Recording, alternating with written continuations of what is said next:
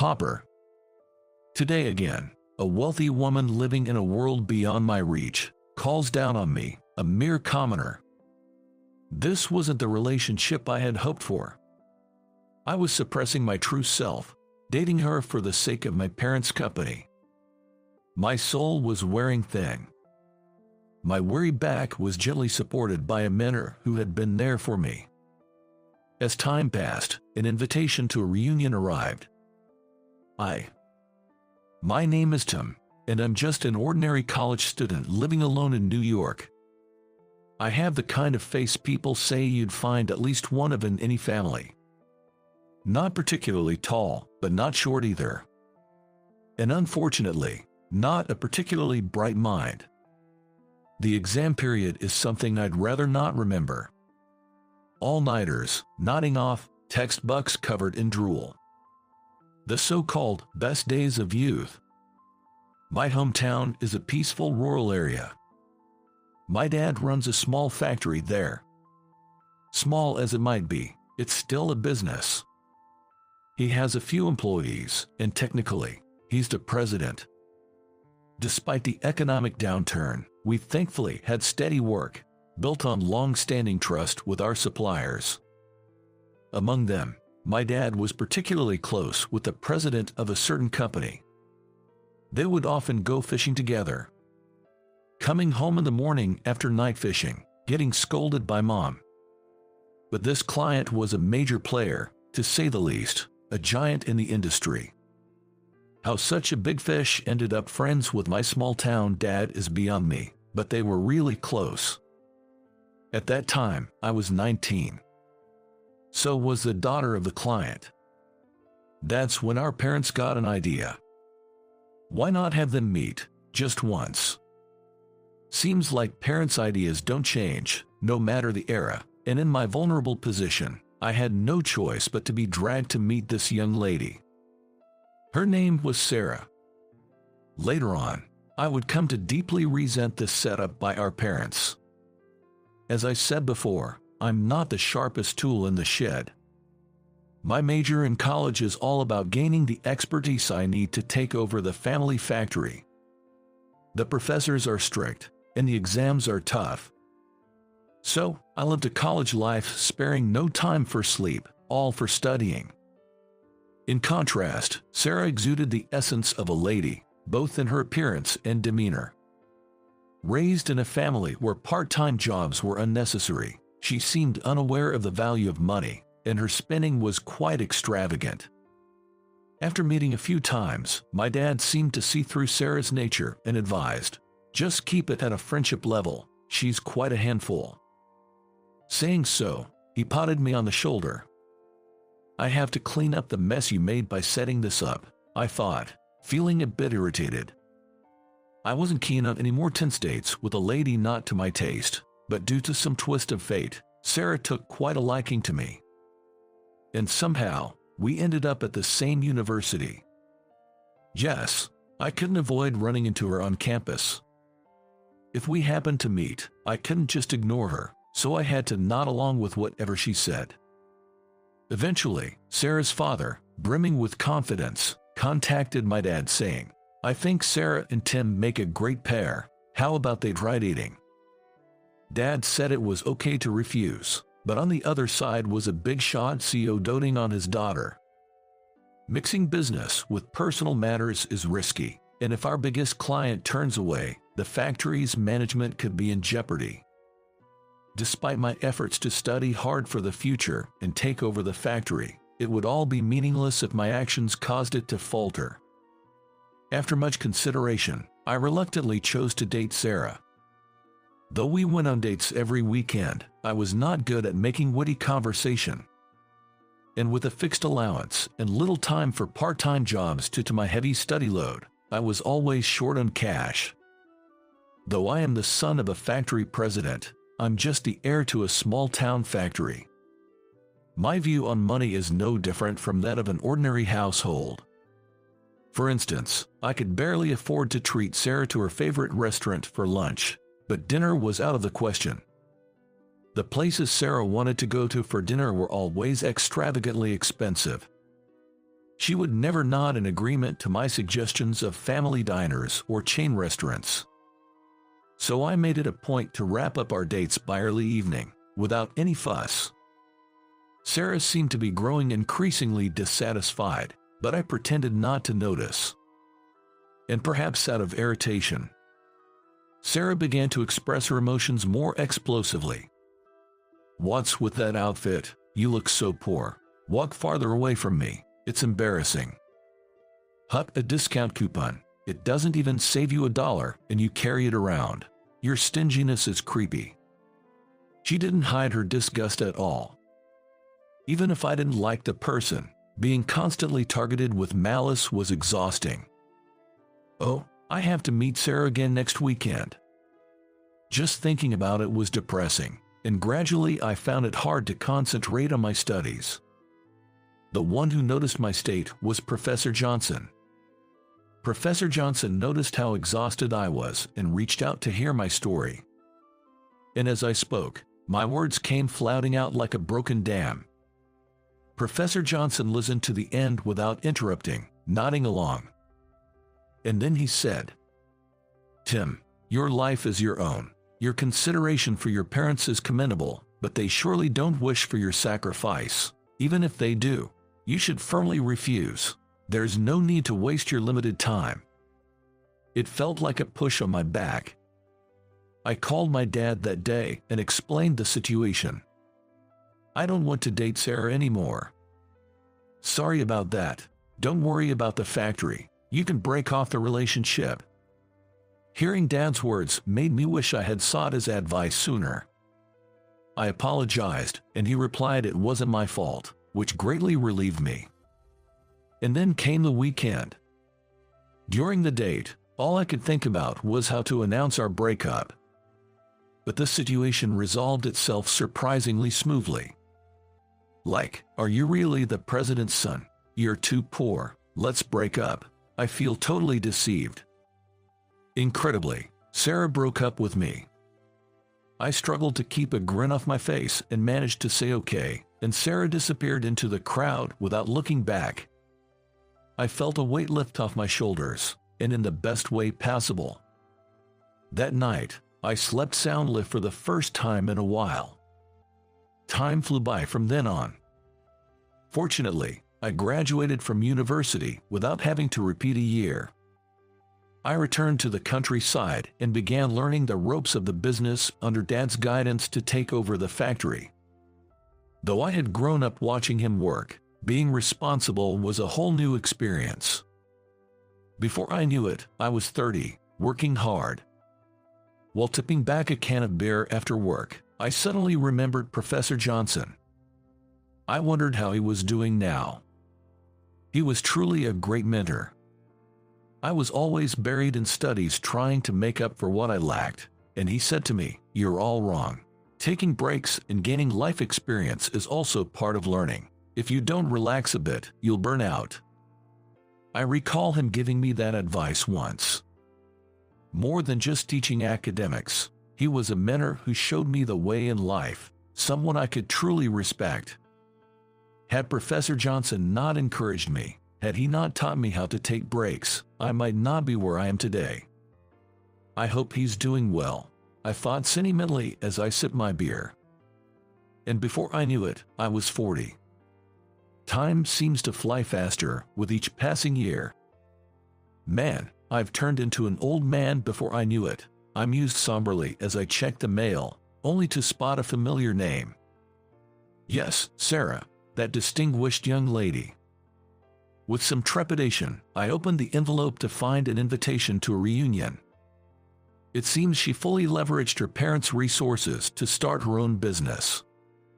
She's planning to open a new restaurant and is hosting the reunion as a form of promotion. Alumni from all departments are invited, making it quite a grand affair, regardless of their major.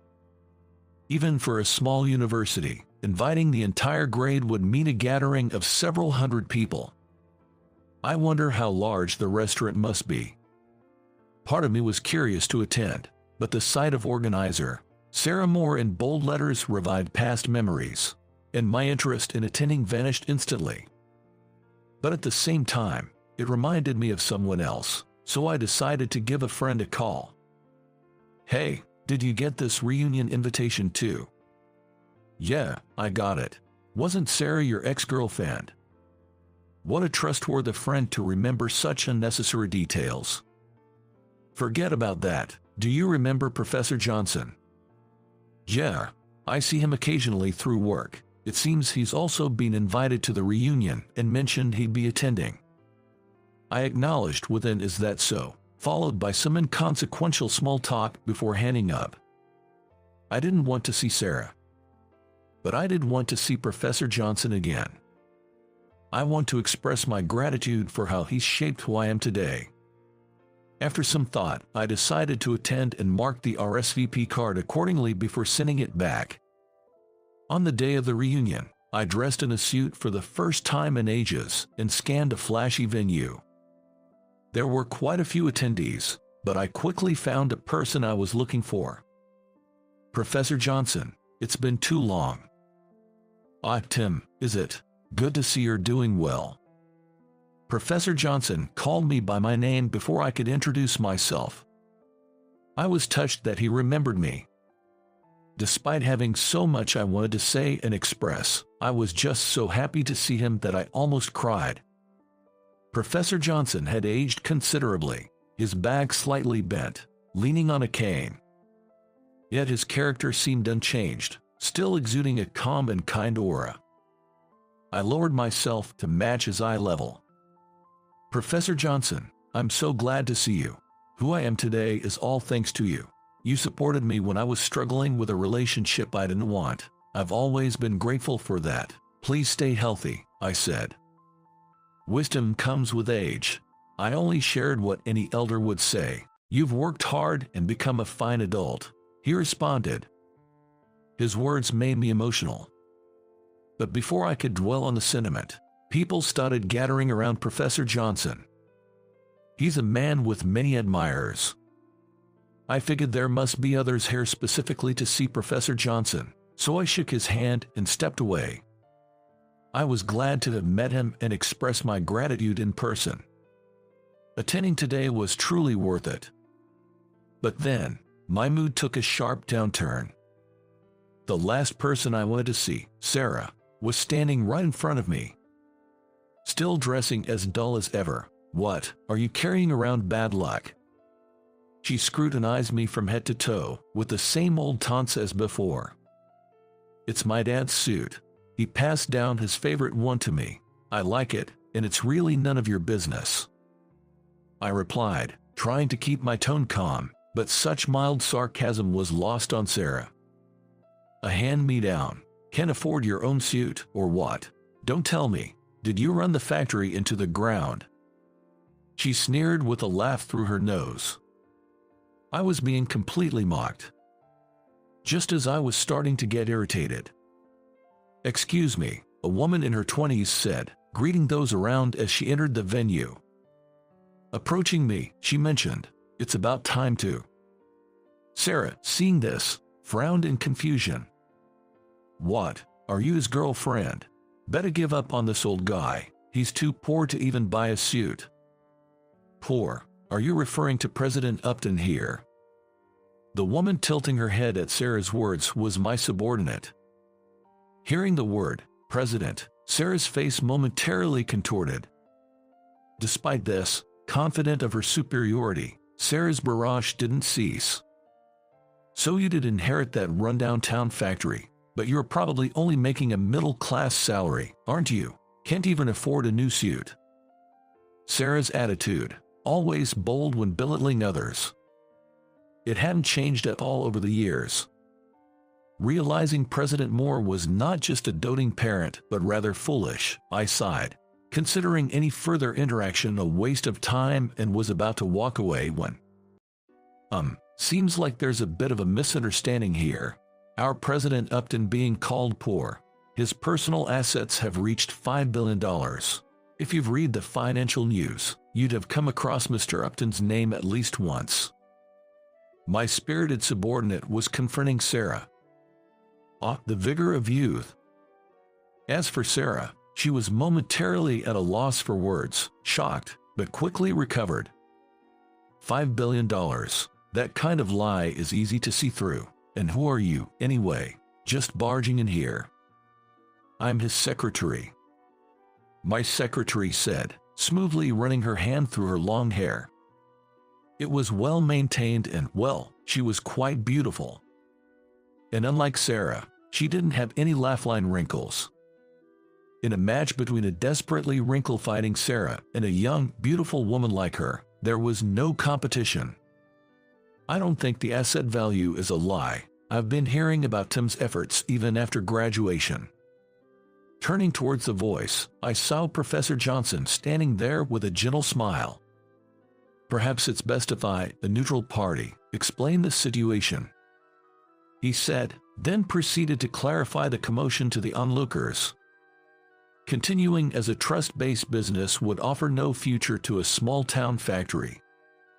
There is value in products that only our company can make. That was what I believed as I devoted myself to product development. I strive to expand our market not only domestically but also internationally. Even when we started seeing some success, I didn't rest on the laurels of being the president's son but worked even harder, eventually creating hit products. Repeating this process over and over led to our growth into a globally recognized company. You really did work hard. As your former teacher, I'm quite proud of you, he said with a smile directed at me.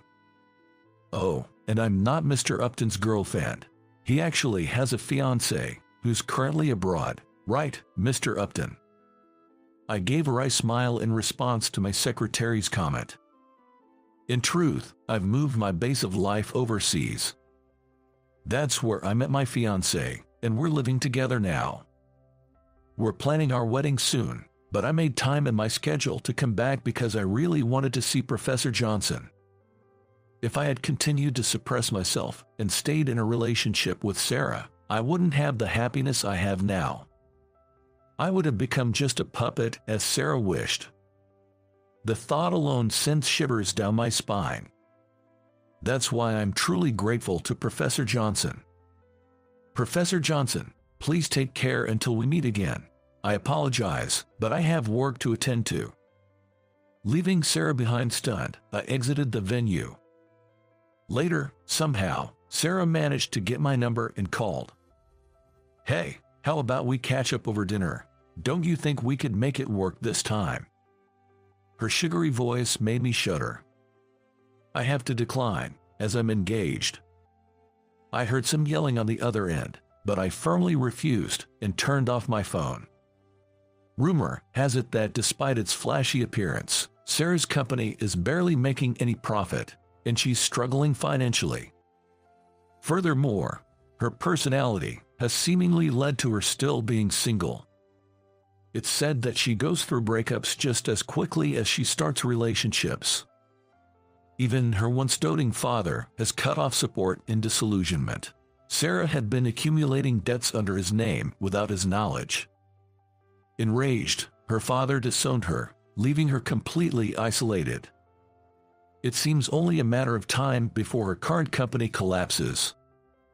Tim, who was that on the phone? Oh, it's nothing important, I replied with a smile, turning to my fiancée. She's someone precious who silently supported me even when the company was unstable. It took a while before things stabilized, but I was finally able to propose. They often say the worth of a person isn't measured by money, and my life is a testament to that. Moving forward, I plan to carefully discern who truly connects with me as a person and cherish those individuals. Starting with the beloved woman right in front